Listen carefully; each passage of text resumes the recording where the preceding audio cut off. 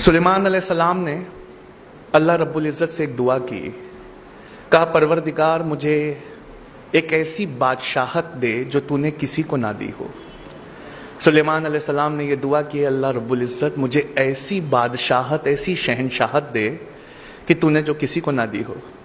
اللہ رب العزت نے جبرائیل امین کے ہاتھ سے ان کے لیے ایک امتحان بھیجا۔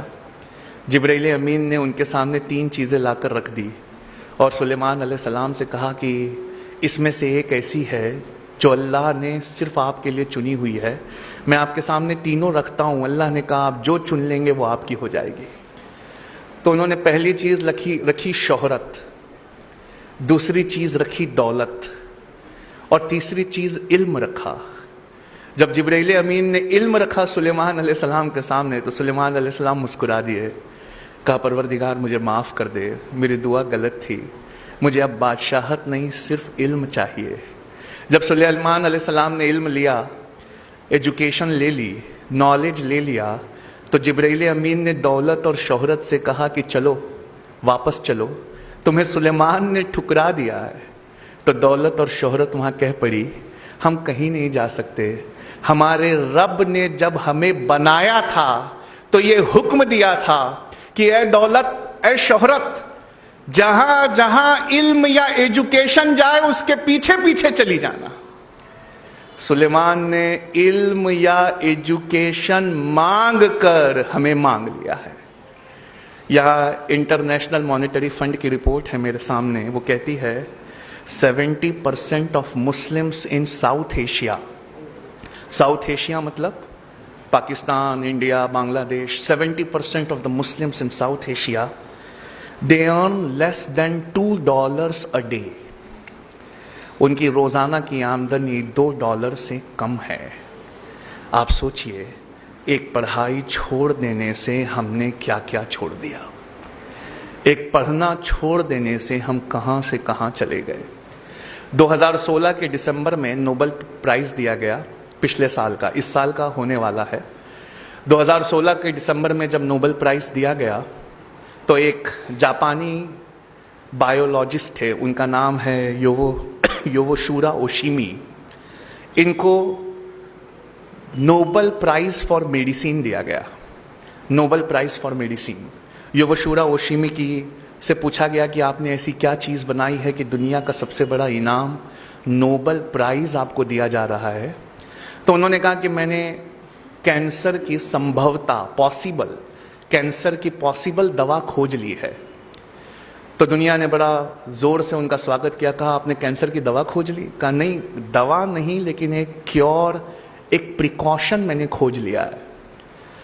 تو دنیا نے پوچھا بتائیے ایسا کیا کیا جائے جس سے کینسر نہیں ہوتا؟ تو انہوں نے کہا کہ جب ہم بھوکا رہتے ہیں اور ہماری باڈی کے نیوٹرینٹس ختم ہونے لگتے ہیں، جب ہم بھوکا رہتے ہیں تو ہمارے جسم کے سڑے گلے حصے کو ہماری باڈی کھانے لگتی ہے، جسم کے سڑے گلے حصے کو ہماری باڈی کھانے لگتی ہے۔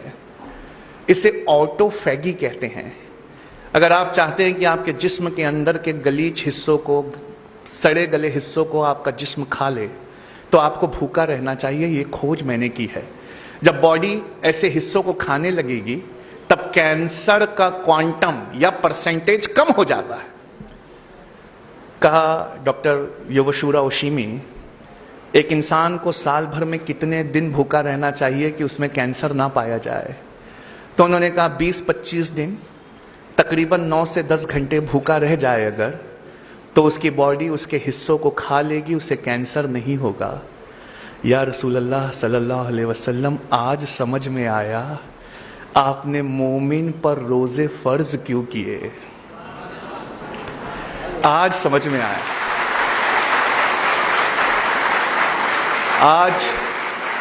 آج یہ بات سمجھ میں آئی کہ کیوں قرآن نے کہا کہ روزے نہ چھوڑنا۔ ہم تو اس لیے روزے رکھتے ہیں کیونکہ ہمارے اللہ کا حکم ہے، ہم تو روزے اس لیے رکھتے ہیں کیونکہ ہمارے نبی پاک کا حکم ہے، لیکن آج سمجھ میں آیا کہ اس حکم میں کون سی رحمت چھپی ہوئی ہے۔ یووشورا اوشیمی کو دنیا کا سب سے بڑا پرائز دیا گیا آٹو فیگی کے لیے۔ آٹو فیگی یعنی جسم اپنے سڑے گلے حصے کو کھا لے۔ آج سے 1438 سال پہلے کوئی یہ ہمیں دے گیا، بس ہمارا نظریہ کچھ اور تھا، ہم نے اسے دینی پڑھائی کہہ کر ٹھکرا دیا۔ ایک جاپانی اٹھا، اس نے اس پر ریسرچ کی، اس نے اسے دنیاوی پڑھائی سے ملا کر دیکھا، آج دنیا نے اسے دنیا کا سب سے بڑا پرائز نوبل پرائز دے دیا۔ اے بچوں، تم کیوں نہیں پڑھتے؟ تم کیوں نہیں کوئی چیز کو ریسرچ کی طرح لیتے؟ تم کیوں نہیں کوئی چیز کو اس طرح دیکھتے جس طرح دیکھے جانے کا حکم ہے؟ اللہ رب العزت قرآن میں فرماتا ہے، تم غور کیوں نہیں کرتے کہ اللہ نے یہ کائنات کیسے بنائی ہے؟ ہم میں سے کتنے ہیں جس نے یہ غور کیا؟ میرا جغرافی کا کلاس ہوتا ہے دہلی میں، وہاں میں راجر بیکن کو ہمیشہ کوٹ کرتا ہوں۔ سر راجر بیکن یہ ایک بہت بڑے سائنٹسٹ تھے 12th سینچری کے، یوروپ کے فادر آف سائنس کہا جاتا ہے انہیں۔ انہوں نے سائنٹیفک ریولیوشن لایا تھا یوروپ میں۔ اب میں ان کا ایک بہت پیاری چیز آپ کو سناتا ہوں۔ سر راجر بیکن کہتے ہیں، بے شک تھوڑا سائنس اور تھوڑی فلسفی ہمیں اللہ سے دور لے جاتی ہے۔ تھوڑا سائنس اور تھوڑی فلسفی ہمیں ایشور یا گاڈ سے وہ دور لے جاتی ہے، پر بہت سارا سائنس اور بہت ساری فلسفی ہمیں خدا کے بے حد قریب لے آتی ہے۔ اگر میں آپ سے پوچھوں کہ کیا اللہ ہے، تو آپ میں سے اکثر اور بیشتر لوگ کہیں گے ہاں ہے۔ پر اگر میں آپ سے دوسرا سوال کروں اس کا کیا ثبوت ہے کہ اللہ ہے، تو آپ کہیں گے بہت سارے لوگ یہ ایمان کا مسئلہ ہے، ہمارا ایمان مضبوط ہے۔ لیکن اگر کوئی مجھ سے پوچھے کہ اللہ ہے، اس کا کیا ثبوت ہے، تو میں کہوں کہ یہ ثبوت تو اسی ٹیبل پہ رکھا ہوا ہے۔ کہا کیسے؟ 7th اسٹینڈرڈ میں ٹیچروں نے پڑھایا تھا سائنس کی کلاس میں، 7th گریڈ میں، آکسیجن سپورٹس برننگ، آکسیجن جلانے میں مدد کرتا ہے۔ آپ نے وہ ایکسپیریمنٹ کیا ہے نا، کینڈل والا؟ ایک کینڈل کو رکھیے، آگ لگائیے، اس کے اوپر کچھ ڈھک دیجئے، جب آکسیجن ختم ہوگا تو کینڈل بھی بجھ جائے گی۔ تو آکسیجن سپورٹس برننگ۔ اور ناسا سے پوچھا کہ کون سا فیول یوز کرتے ہو اپنے راکٹس میں، راکٹ میں ایسی کون سی چیز یوز کرتے ہو کہ راکٹ آسمان میں چلا جائے؟ تو وہ کہتے ہیں ہائیڈروجن۔ کہا hydrogen is the most کمبسٹیبل substance on earth. Hydrogen boom بھی دنیا کے سب سے طاقتور بوم میں سے ایک ہوتا ہے، یعنی ایک اتی جولنشیل ہے، ایک جلتا ایسے ہے کہ راکٹ کو لے جائے یا پورا کا پورا ٹاؤن برباد کر دے، ہائیڈروجن۔ اور ایک بھڑکاؤ ہے، آکسیجن۔ ایک جلاؤ ہے، ایک بھڑکاؤ ہے۔ اللہ نے کہا کن فیکون ہو گیا، H2O ہو گئے، دو بھڑکاؤ ایک جلاؤ جب ایک ساتھ آئے تو بجھانے کا کام کر رہے ہیں۔ H2O کیا ہے؟ 2 ہائیڈروجن ہے، ایک آکسیجن ہے۔ کیا ہم نے کبھی اپنے پانی کو اس نظریے سے دیکھا ہے؟ کیا ہم نے اس میں کبھی اپنے رب کی ربوبیت کو تلاش کیا ہے؟ ایک اتنا جولنشیل ہے کہ راکٹس کو آسمان میں لے جاتا ہے، اور ایک ایسا ہے جو جلنے میں سپورٹ کرتا ہے۔ اللہ نے کہا کن، ایک ہو جاؤ، فیکون، ایک ہو گئے، بجھانے کا کام کر رہے ہیں۔ مطلب پرابلم ہمارے نظریے میں ہے۔ ہم نے دین اور دنیا کو بانٹ دیا، سوچا کہ دین کی پڑھائی کچھ اور ہے، دنیا کی پڑھائی کچھ اور ہے۔ دراصل ایسا نہیں ہے۔ اسلام میں سبجیکٹ کے حساب سے دین اور دنیا کی پڑھائی کو تقسیم نہیں کیا جا سکتا۔ اسلام میں سبجیکٹ کے حساب سے ایجوکیشن کو سیگریگیٹ نہیں کیا جاتا۔